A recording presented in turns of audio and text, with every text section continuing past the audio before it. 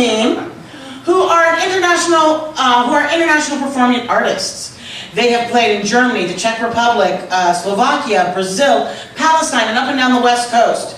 Please put your hands together for Mark and Helena Greathouse, also known as the Great House of Music, Dance, and Accordion Cabaret.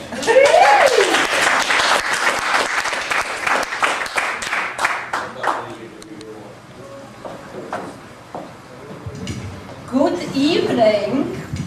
We are glad to have you here as an audience.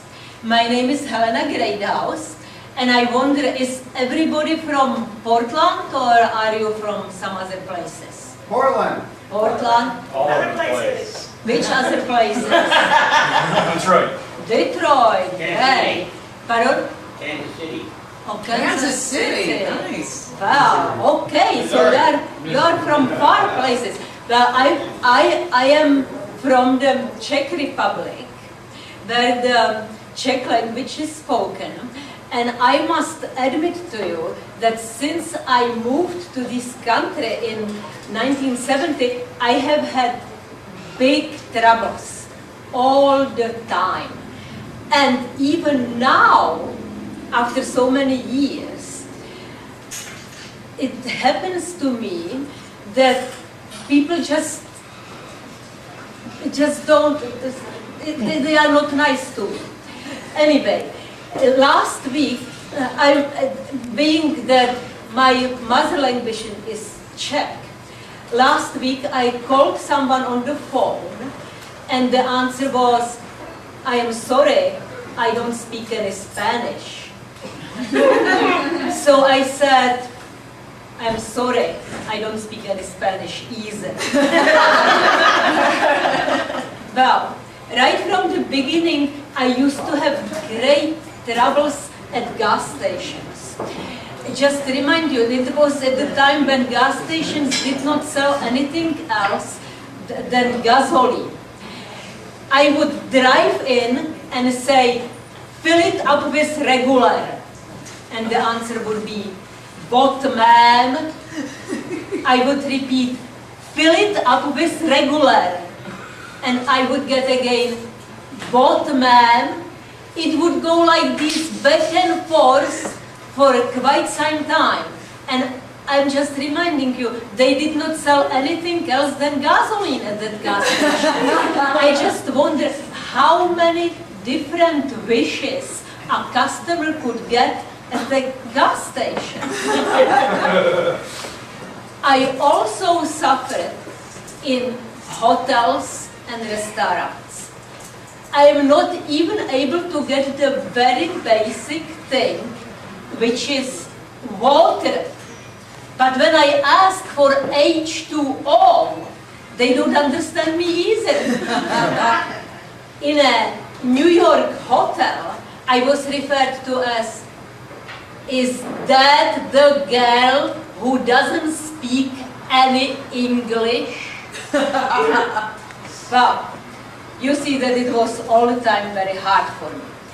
In 1974, my husband and I moved to Oregon, to Portland, and very soon after that, we decided to go for a weekend to the Oregon coast. And I must tell you, it was in the time when you were watching TV, you had to watch it right then. You could not record the program at home and watch it. Anyway, we came to this resort at the Oregon coast, and I wanted to make sure that I would not miss any of my favorite programs on Channel 10.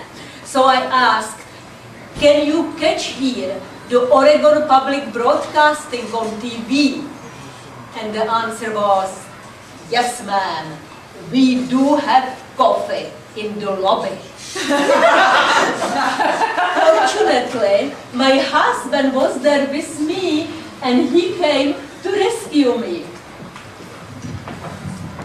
That's me. I'm hers and she's mine. Checkmate. I don't know if you can see that. But anyway, it's true. I've rescued her in so many ways and so many times that it's really hard to understand and to explain to you. But what I'd like to let you know right up front is that I'm actually from here. I'm not from there, some other country, some other city, some other town. I'm actually from here. And I've gone through all the, everything that's necessary to be a full-fledged, a true Oregonian. You know what, I'm actually not telling complete truth. I wasn't born in Oregon, sorry to say. I was born near Oregon. I was born in Vancouver. That's not far away. It's almost Oregon, but I was there. I lived there for about a year and a half, and then I decided that it would be better to live in Oregon. So I convinced my parents. I don't know how I did it, but I convinced them to move to Oregon. Oops. And so, what? Go to the light more. Oh, the light. So that the The light. lighting would be on your. Ah, the lighting. Okay, we have a video guy here in front. Okay, all right, I'm doing this now. I'm doing it. All right, jeez, I mean, really. So, we moved to Oregon, and guess what? My dad was very handy. He built our first house. And the house was actually built west of the West Hills in the little town, or near the town of Cedar Mill, if you know where that is. He built the house 3 houses down from the Cedar Mill School.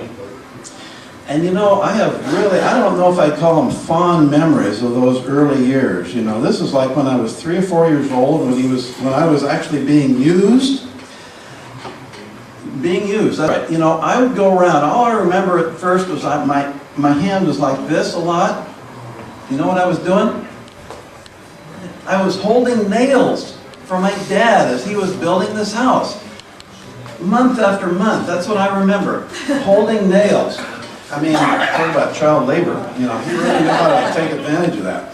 But anyway, he did a great job, but I have growing up with somebody who builds a house, it's really tough. I have memories like, he ran over my toe with a wheelbarrow full of dirt. I remember that. And he dug this septic tank hole. And for whatever reason, I fell in it. I don't know how it happened. I went in this hole. I could not get out. So I was yelling, and my mom, who wasn't too far away apparently, she heard me, and she reached over to pull me out, and guess what? Yep, she went in also. So we were both of us in this hole. And my dad, of course, got us out eventually. But those are the memories I have, holding nails, tough time.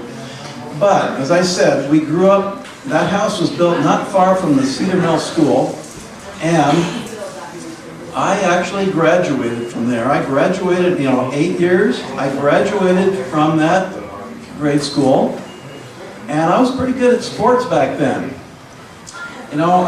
My position in softball, for example, was right field, where all the action is. I was in right field, but I was very embarrassed the whole time. You know why?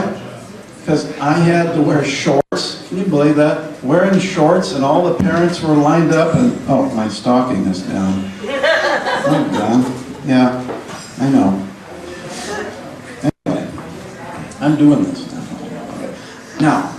So, I was wearing shorts, and the only way I could get out from having to be embarrassed in front of all these people was when it rained and the game got canceled. So I developed this passion for weather.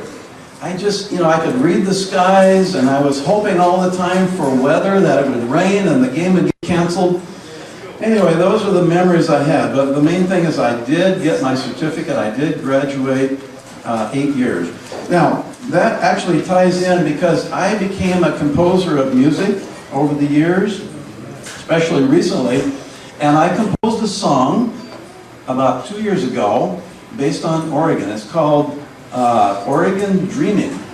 As opposed to California. As opposed to California. No, nothing like that one. Oregon Dreaming, and it deals with weather, with rain, and it deals with my love of Oregon. 30 pounds. That's why I sit down. Even if it's stand-up comedy, I sit down. Okay.